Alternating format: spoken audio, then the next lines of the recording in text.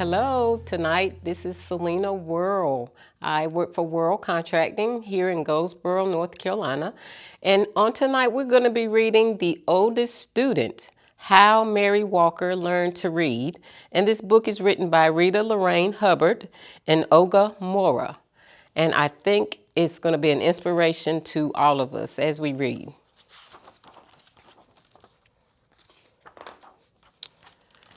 Whenever young Mary Walker was tired, she would shield her eyes from the sun and watch the swallow-tailed kites dip and soar above the trees. That must be what it's like to be free, she thought. But Mary didn't watch for long. Even at only 8 years old, she knew the first rule of the Union Springs, Alabama plantation she lived on: keep working. She knew the second rule, too. Slaves should not be taught to read or write or do anything that might help them learn to do so. Mary didn't stop working. She didn't learn to read either, but at the end of each long day, picking cotton, toting water to Papa and the other slaves who chopped wood for the train tracks or helping Mama clean the big house, she would lie in her little bed next to the crumbling fireplace and think about those birds. When I'm free, I'll go where I want to rest, when I want, and I'll learn to read too. When she was 15, it happened. Mary and her mother, brothers, and sisters were free. The Emancipation Proclamation said so. What it didn't say was how a family with nothing except the tattered garments on their backs could find food, clothes, and a place to sleep. Mary's father had died, and the family was on its own. Freedom Road to Freedom Road. Across the fields, through the woods, ex-slaves surged like waves crashing hard to shore. Now that they were free, every road was Freedom Road. Many headed north and west, every which way, searching for lost family members or simply experiencing the wonder of being free. Others, like Mary, chose to stay in the South. An organization called the Freedmen's Bureau helped those who stayed to find shelter on abandoned Confederate land. Mary and her family settled in a one-room cabin, and for the next few years, she worked alongside her mama to help feed her siblings. 7 days a week, she churned butter, cleaned houses, and cared for the other folks' children. The hours were long, and if Mary was thirsty or hungry or needed to use the outhouse, she had to wait until she got home. At week's end, she would offer Mama the only lonely quarter she had earned. One day, Mary met a group of evangelists on the roadside. A woman with soft wrinkles in her kindly face placed a big, beautiful Bible in Mary's hands and told her, "Your civil rights are in these pages." Mary didn't know what civil rights were. She only knew that top to bottom, front to back, that book was filled with words. I'm going to learn to read those words, she vowed, but not today. Today there was work to be done. And tomorrow too. When Mary got married, she and her husband worked as sharecroppers, renting someone else's house, using someone else's tools, and planting someone else's seeds to farm land they would never own. After they harvested the crops, almost all the money they earned went to pay for the housing, tools, and seed cost. Mary was 20 years old when her first son was born. She opened her Bible and marveled at the squiggles inside. There had been no time to learn to read. A friend wrote Mary's son's birth date in the Bible, August 26, 1869. Then Mary dipped a pen into an inkwell and made her mark beside it. Not a letter, not a name, just a mark. It was the best she could do. One day, Mary's husband died. She married again, and a second son was born. Then a third. Mary made marks for these sons too. Now she had 3 growing boys. More money? That's what we need, Mary thought. But the only other jobs available to black women were as maids or nannies or cooks.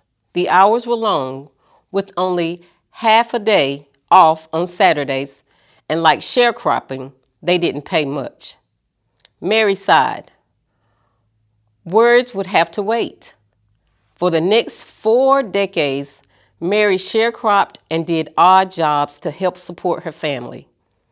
In 1917, Mary's family moved to the little city of Chattanooga, Tennessee. It was the year of Chattanooga's Great Flood.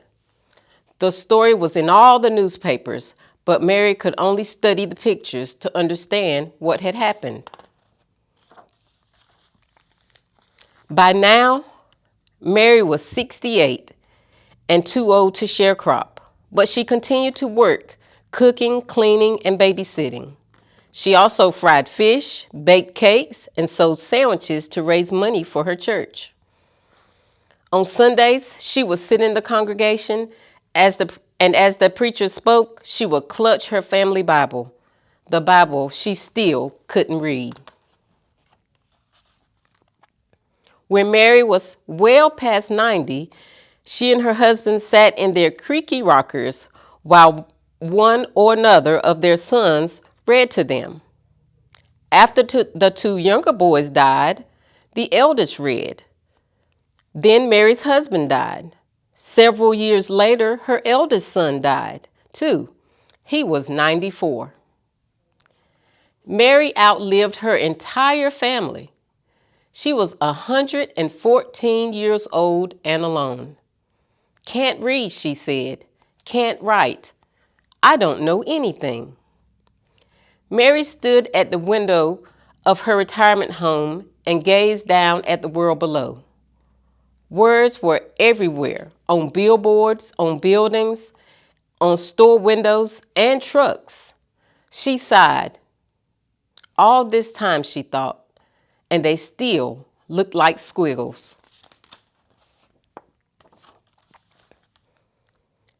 Mary had heard about a new reading class held in her building.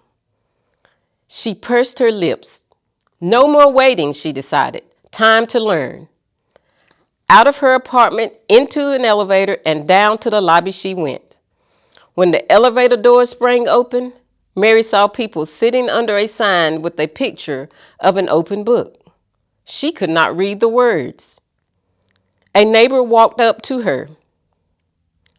That's a reading class, Miss Mary. Can I help you over? Mary shook her head.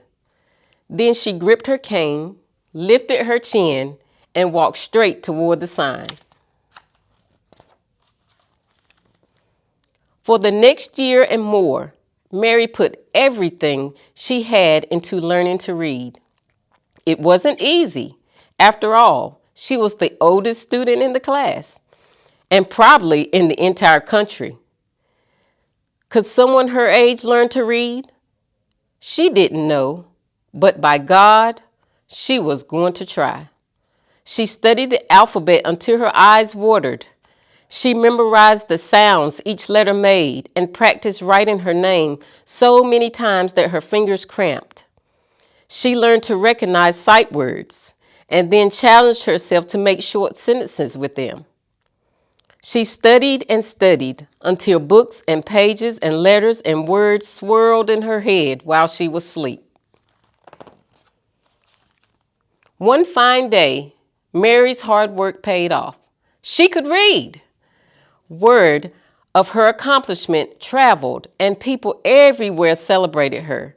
Chattanooga's mayor, newspaper journalists all across the country, and a man from the U.S. Department of Education who said, Miss Mary Walker, I pronounce you the nation's oldest student.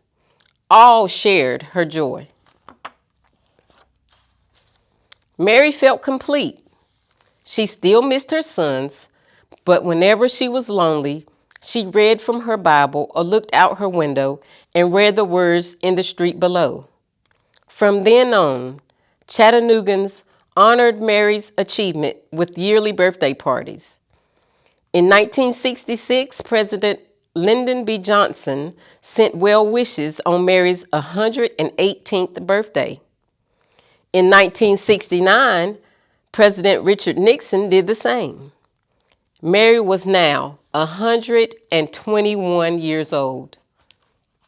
Mary received many gifts over the years: a radio, a sofa, her very first television, a new Bible, the key to the city, and perfume and champagne from the Canadian Mounties.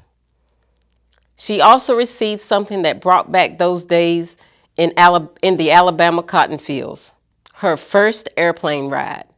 From the cockpit window, Mary gazed at the trees and rooftops below. No different than a horse and buggy ride, she joked. But she knew it was. As the airplane dipped and soared like those swallow-tailed kites of long ago, Mary decided that flying was not like reading, was a lot like reading. They both made a body feel free as a bird. Each year before her birthday celebration came to an end, someone would whisper, "Let's listen to Miss Mary." The shuffling and movement would fade away until not a sound was heard. Then Mary would stand on her old legs, clear her old throat, and read from her Bible or her school book in a voice that was clear and strong. When she finished, she would gently close her book and say, "You're never too old to learn." Thank you for sharing the oldest student, How Mary Walker Learned to Read, tonight. I hope this is a great inspiration to all of you. Thank you.